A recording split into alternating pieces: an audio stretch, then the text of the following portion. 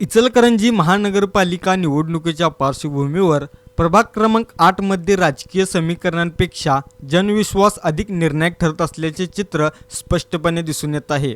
शिवसेनेचे उमेदवार रवींद्र वसंत माने हे जनतेच्या सेवेसाठी 12 महिने 24 तास या घोषवाक्याला केवळ शब्दात न ठेवता प्रत्यक्ष कृतीत उतरवणारे नेतृत्व म्हणून मतदारांच्या मनात ठामपणे रुजले आहेत। त्यांच्यासोबत रूपा उदय बुगड, श्वेता मोहन मालवणकर आणि पारिसनाथ राहुल मल्लू घाट या महायुतीच्या उमेदवार यांना जनतेचा भरभरून पाठिंबा मिळत असल्याचे चित्र दिसून येत आहे।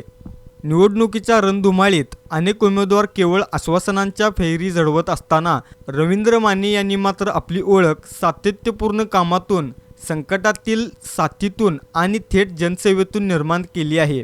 महापुरासारख्या भीषण आपत्तीत अनेक नेते सुरक्षित अंतरावर राहिले, तेव्हा रवींद्र माने मात्र पुराच्या पाण्यात उतरले। अडकलेल्या कुटुंबांपर्यंत मदत पोहोचवणे, अन्नधान्य, औषधे आणि निवाऱ्याची व्यवस्था करणाऱ्या सर्व कामांत ते स्वतः पुढे होते। संकटात जो सोबत उभा राहतो तोच खरा नेता, ही भावना याच काळात प्रभागातील नागरिकांच्या मनात ठसली। कोरोना महामारीच्या कठीण काळातही माने यांची भूमिका तितकीच ठाम होती। जीवाची पर्वा न करता त्यांनी रस्त्यावर उतरून गरजू कुटुंबांना धान्य, औषधे, मास्क व सॅनिटायझर पुरवले। आजारी नागरिकांना धीर देत मानवतेला राजकारणांपेक्षा वरचे स्थान दिले।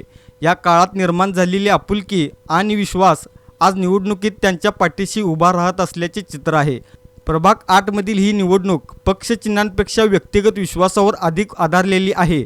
उमेदवाराची कामगिरी, संकटातील भूमिका आणि आपला माणूस ही प्रतिमा निर्णायक ठरत आहे। सध्या प्रभागात महायुतीचीच आघाडी राहणार हा ठाम सूर ऐकू येत असून ही निवडणूक जनतेच्या विश्वासाची पावती ठरणार का, याकडे संपूर्ण शहराचे लक्ष लागले आहे।